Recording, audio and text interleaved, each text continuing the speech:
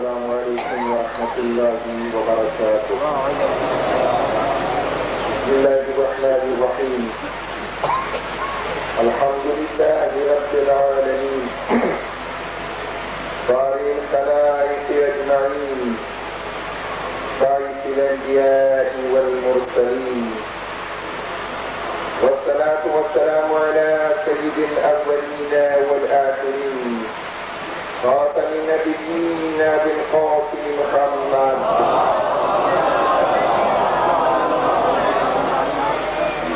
وعلى آله الطيبين الطاهرين المعصومين وصحبه المنتجبين. وبعد فقد قال العظيم أعوذ بالله من الشيطان الرجيم هل يستوي الذين يعلمون والذين لا يعلمون. چونکہ یہ مجلس قائد محبوب قائد مرحوم علامہ مفتی جعفر حسین علی اللہ مقامہ کی پہلی سالگرہ کی مناسبت سے منایا جا رہا ہے. اس کا مقصد یہ ہے کہ ہم فرزندان ملت جعفریہ، ہم فرزندان مفتی مرحوم، ہم محافظان عزاداری امام حسین، ہم طالبانی حقوق ملت جعفریہ اس مقدس محفل میں جمع ہو کر مفتی مرحوم کی روح کی طرف اشارہ کر کے کہتے ہیں، اے قائد مرحوم، اے قائد عزیز، اے قائد محبوب، جو مشن آپ نے چلایا تھا، جو رسالت آپ نے اٹھائی تھی، آپ اپنی قبر میں آرام سے سو جا. ہم آپ کے فرزندان آپ کے پیام کو آگے پہنچائیں گے، ہم آپ کی مشن کو آگے بڑھائیں گے، ہم ان خطوط پر چلیں گے جن کو تم نے ہمارے لیے دی ہے. ہم اس لیے یہاں آئے ہیں کہ اپنے مرحوم قائد کے ساتھ تجدیدی بیعت کرتے ہیں، تجدیدی عہد کرتے ہیں. اے مفتی مرحوم، ہم وہی افراد ہیں، ہم وہی نوجوانان ہیں کہ جب آپ نے ہم کو آواز دی، ہم سب پاکستان کی گوشے گوشے سے جمع ہو کر سیکرٹریٹ کا محاصرہ کر کے حکومت وقت کو آپ کے ساتھ معاہدے کرنے پر مجبور کر دیا. ہم وہی افراد ہیں. آج اگر حکومت نے اس معاہدے کی خلاف ورزی شروع کی ہے، ہم دوبارہ متحد و ایک آواز ہو کر حکومت کو اس معاہدے پر عمل کرنے کے لیے واپس پہنچائیں گے.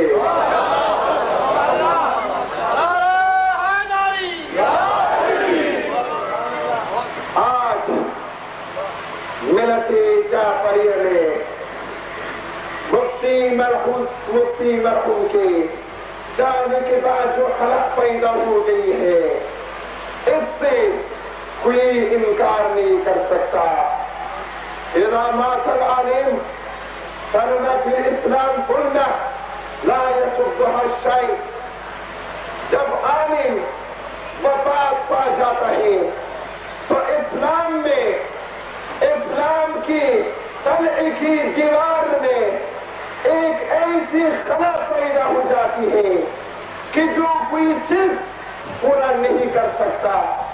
ایک انسان کی عظمت، ایک انسان کی مقام اس وقت پتہ انسان کو چلتا ہے کہ جب اس کے جانے کے بعد اس کی کمی محسوس ہو جائے.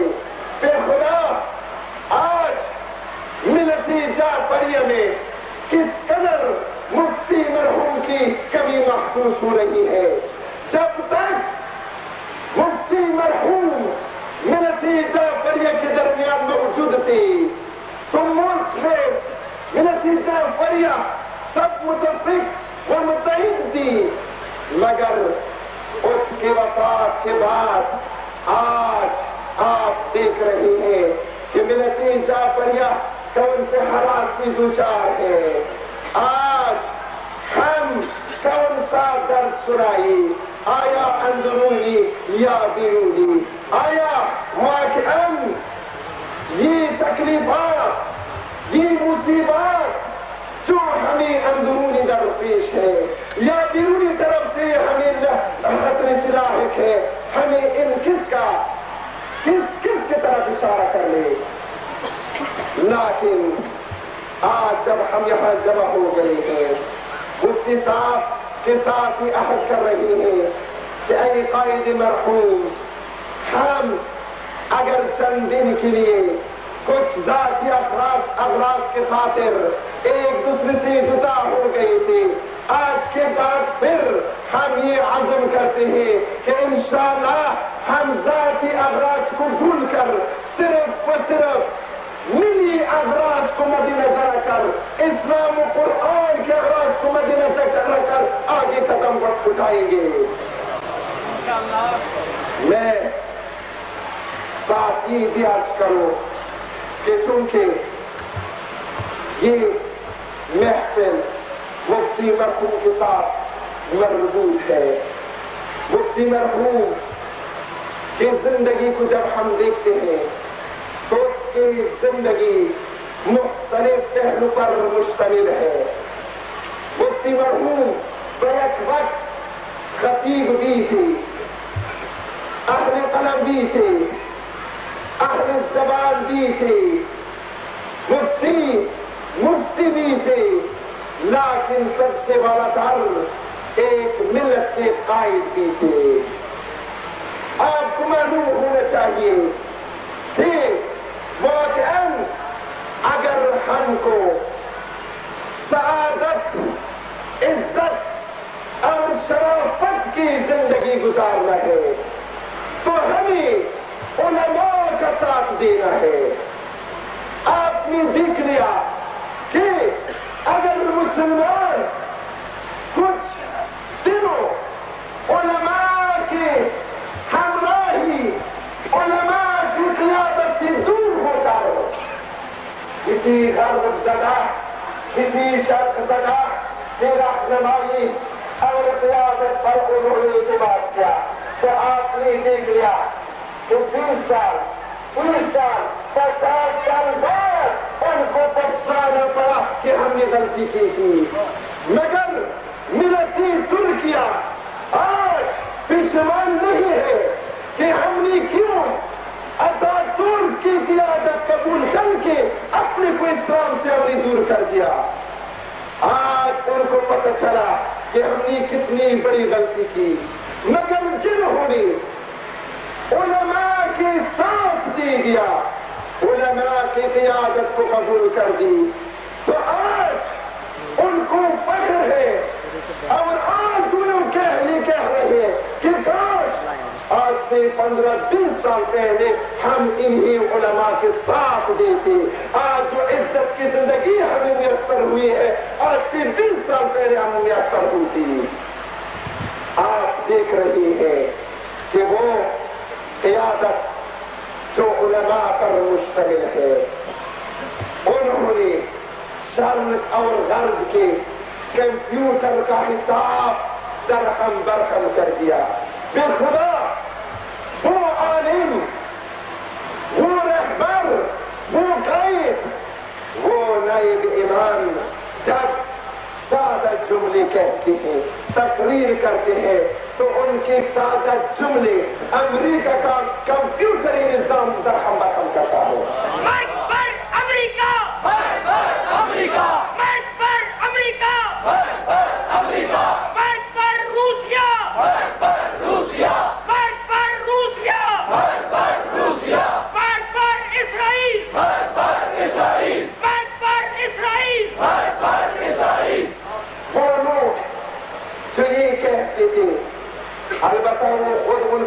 عنصر نہیں تھا، یہ غرب کی طرف سے سازش تھی، اور ان کی زبان پر مغرب کا یا مشرق کا فکر جاری ہوتا تھا۔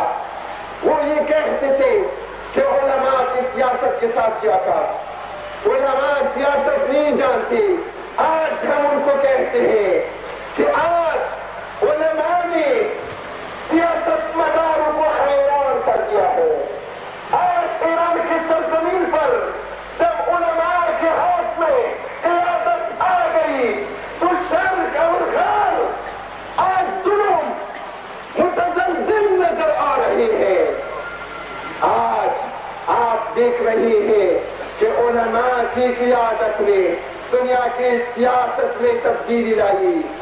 وہ امریکہ اور روس جو نظریاتی طور پر ایک دوسرے سے آسمان و زمین جیسا دور تھے، لیکن آج جب ایرانی علماء نے اسلام کا علم ہاتھ میں اٹھا دیا تو آج ان کی اس پالیسی میں تبدیلی آ گئی۔ وہ لوگ جو آج سے پہلے اپنے کو امپریلزم کا، خاص کر اسرائیل کا سب سے بڑا دشمن اپنے کو جانتا تھا، آج وہ اسرائیل اور امپریلزم کی گود میں چلا گیا ہے۔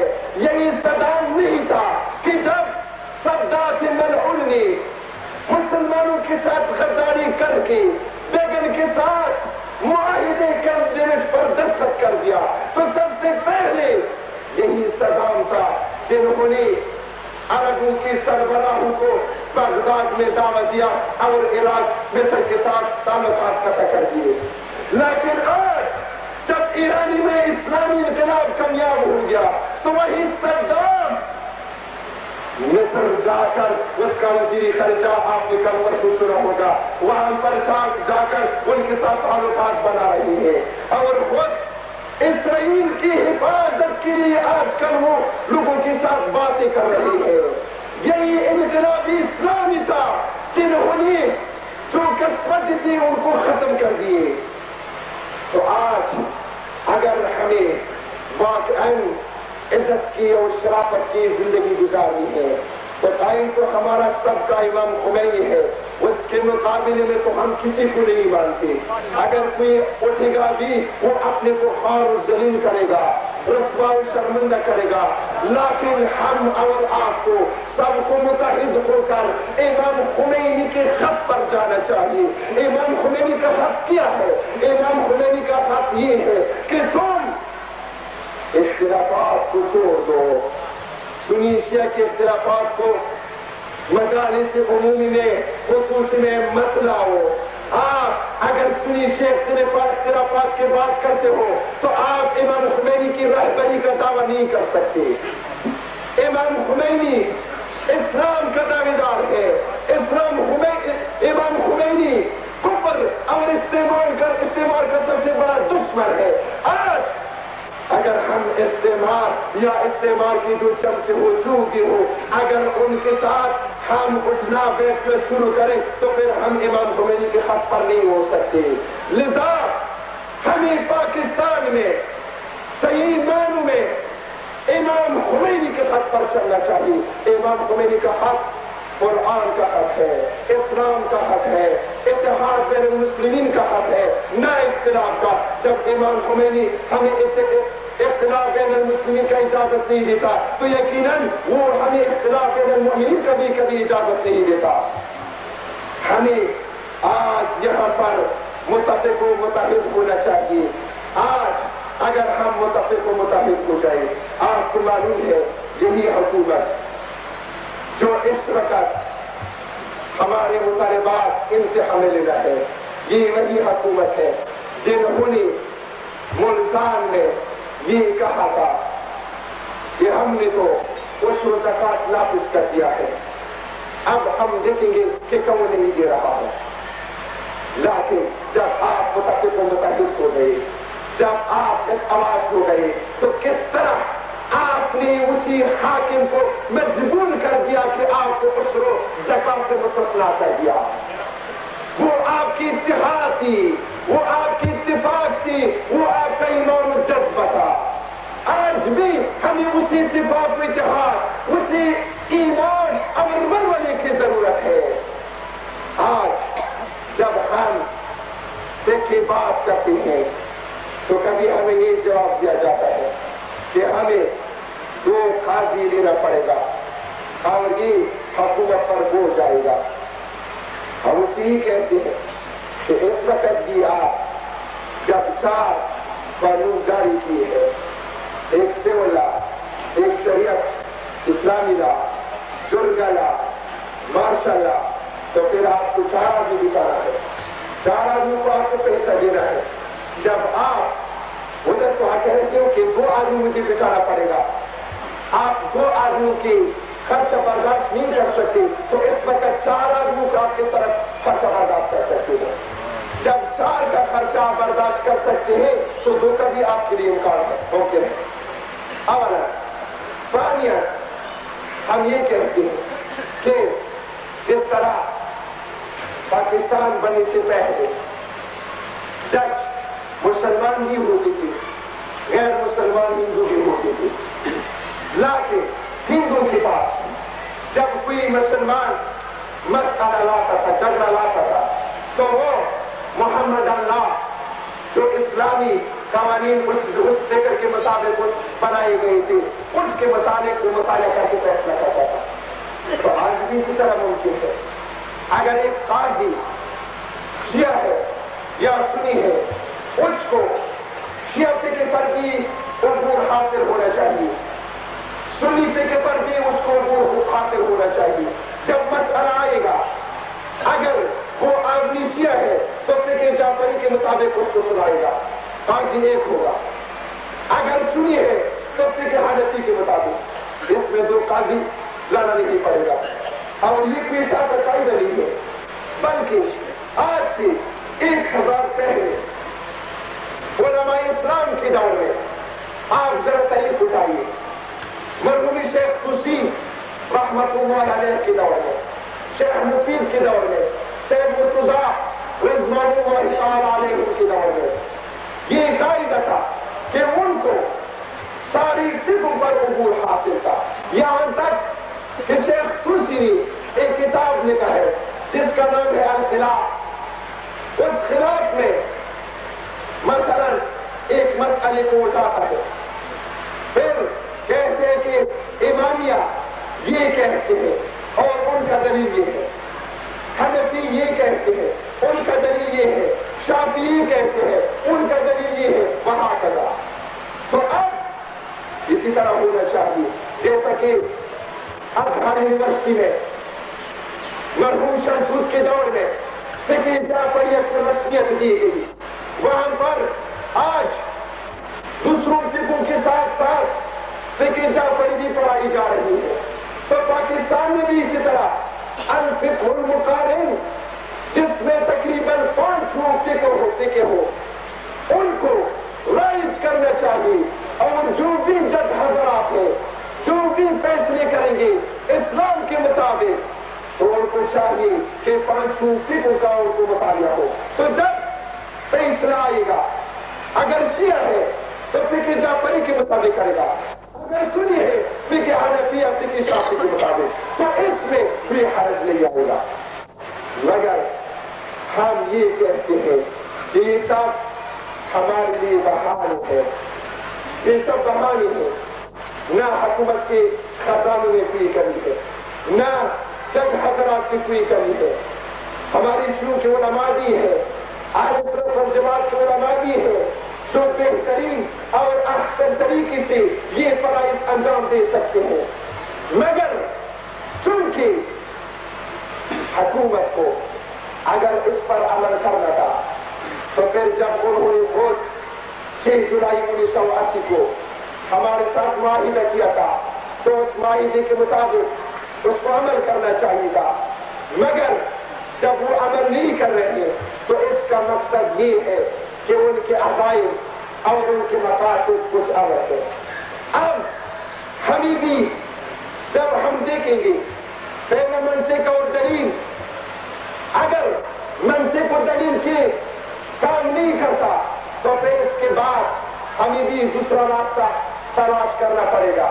وہ راستہ بھی ہمیں ہمیں معلوم ہے کہ ہمیں کون سا راستہ تلاش کرنا ہے. وہی راستہ جو مرحوم مفتی جعفر حسین اللہ مقامہ نے ہمیں کیا ہے، اسی راستے کے مطابق ہمیں اپنے حقوق چھین لینا ہے. اللہ اکبر، اللہ اکبر، اللہ اکبر، تمہاری رحمت اکبر منافقین. ہمارا تحریک ہم بار بار کہہ رہی ہے کہ اہل سنت والجماعت کے خلاف نہیں ہے. وہ خواہ اگر یہ کہی کہ شیعوں کی تحریک ہمارے خلاف ہے تو یہ بے انصافی ہے. ہم اعلان کر رہے ہیں کہ ہم صرف اپنی لیے فقہ جعفری چاہتے ہیں، نہ سارے مسلمانوں کے لیے. یہاں پر شیعہ اور سنیوں نے دونوں نے مل کر پاکستان کو بنایا اور اسلام کے نام پہ بنایا، نہ کسی خاص مکتب فکر کے لیے. تو اب شیعوں کو اپنی فکر کے مطابق زندگی گزارنے کی اجازت ہونی چاہیے اور سنیوں کو اپنی فکر کے مطابق. اب اگر خواہ حکومت ہم پر بھی دوسرا فکر مسلط کرنا چاہتے تو وہ اپنے قانون سے یہ پنبہ نکال دے اور یہ اس غلط فہمی میں مبتلا نہ ہو جائے. ہم وہی لوگ ہیں، وہی افراد ہیں جنہوں نے مفتی مرحوم کے آواز پر لبے کہتے ہوئے اسلام آباد سے کرفیل کا محاصرہ کیا. اگر ضرورت ہوا تو پھر دوبارہ ہم اپنے حقوق چھیننے کے لیے دوبارہ اسلام آباد آئیں گے.